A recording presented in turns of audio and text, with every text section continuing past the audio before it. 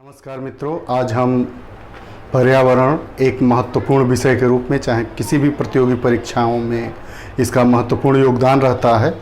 पर्यावरण विषय को सर्वप्रथम लेने का मेरा अभिप्राय ये रहा है कि ये चाहे सीटेट की परीक्षा हो, चाहे यूपीटेट की परीक्षा हो, चाहे यूजीसी नेट की परीक्षा हो, चाहे उत्तर प्रदेश लोक सेवा आयोग द्वारा आयोजित की जाने वाली कोई भी परीक्षा हो, सब में कम से कम 5 से 15 प्रश्नों के बीच में पर्यावरण आता है। सीटेट और यूपीटेट या अन्य राज्य स्तरीय शिक्षक पात्रता परीक्षाओं में ये 30 प्रश्न के रूप में अपनी अहम भूमिका अदा करता है। इसलिए आज हम पर्यावरण अध्ययन में प्रथम अध्याय पर्यावरण को समझो को लेकर आगे बढ़ेंगे। आइए अपने विषय बिंदु पे चलते हैं।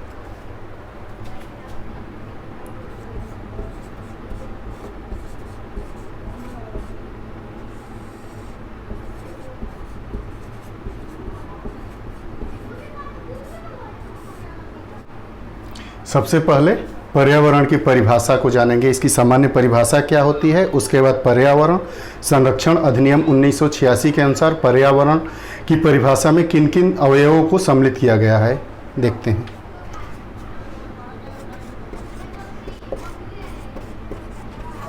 पर्यावरण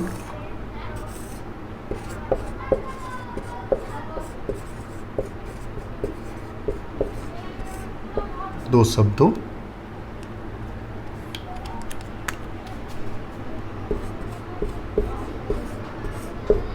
पर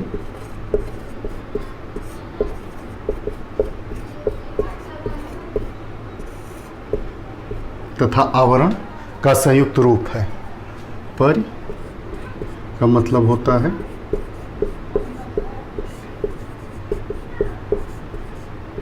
चारों ओर और आवरण का मतलब होता है घेरा।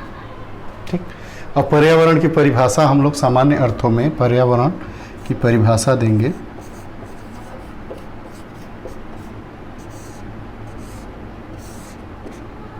देखिए, परिभाषा पर्यावरण दो शब्दों परिधन आवरण का संयुक्त रूप है, जिसको सामान्यतः शब्दों में यह कह सकते हैं कि हमारे चारों ओर जो भी वस्तुएं दिखाई देती है वो पर्यावरण के अंतर्गत सम्मिलित की जाती है।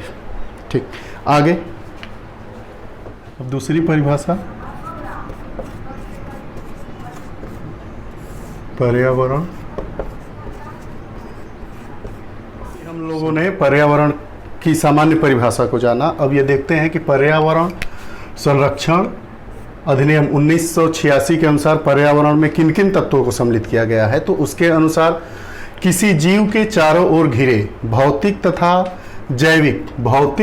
और जैविक दशाएं तथा उनके साथ अंतःक्रिया को सम्मिलित करता है। मतलब पर्यावरण 1986 जो संरक्षण अधिनियम बना था उसके अनुसार क्या है, किसी जीव के चारों तरफ भौतिक मतलब प्राकृतिक और जैविक जो दशाएं होंगी और उनके साथ जो अंतःक्रिया होगी उसका सम्मिलन क्या होगा, पर्यावरण कहलाएगा।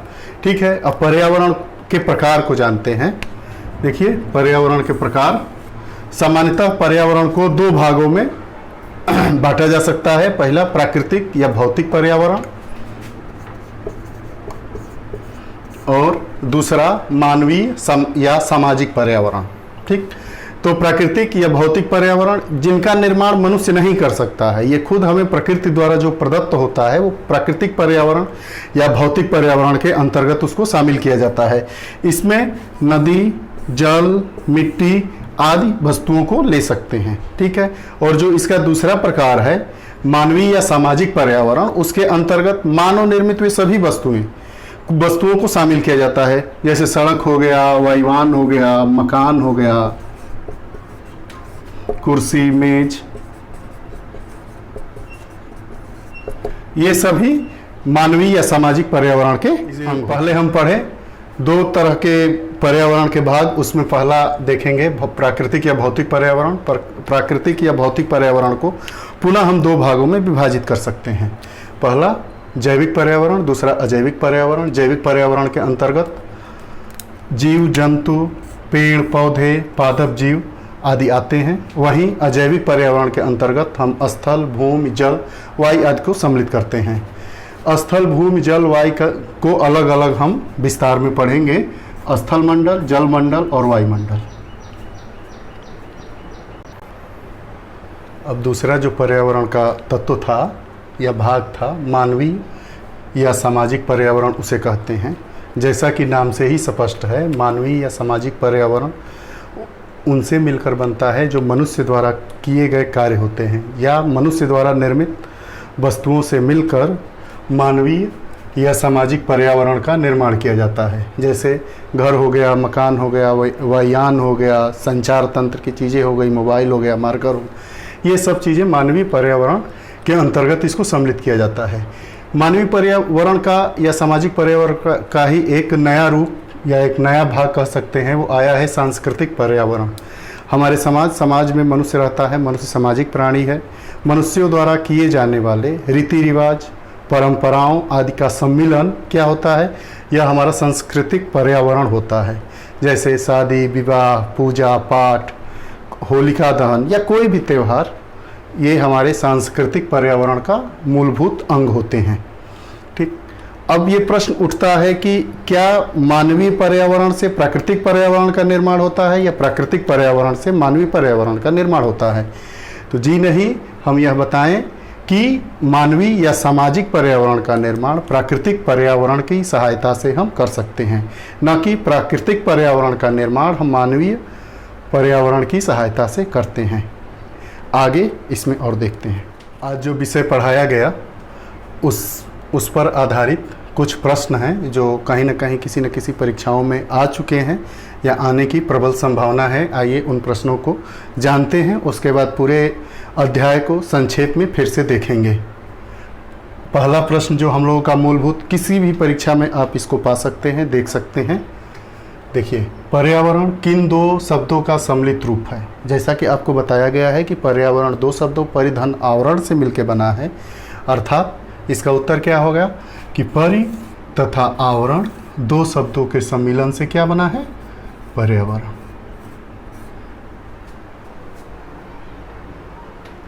दूसरा प्रश्न है, पर्यावरण के आवश्यक घटक कौन कौन से हैं? पर्यावरण के आवश्यक घटक, घटक मतलब तत्व, अवयव, कुछ भी रहे घटक के स्थान पे तो उसको मानेंगे। ठीक, तो पर्यावरण के आवश्यक घटक कौन कौन से हैं? जीवीय घटक, भू-आकृतिक घटक तथा अजैव घटक। अजैव घटक या अजैविक घटक, इसे अजैविक घटक भी कहते हैं।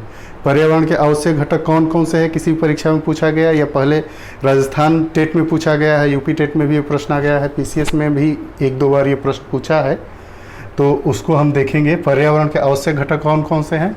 तो 4 ऑप्शन आता है, उसमें जिस ऑप्शन में ये रहेगा जीवी घटक, भू-आकृतिक घटक तथा अजैव घटक पर्यावरण के आवश्यक घटक हैं। अगला प्रश्न देखेंगे।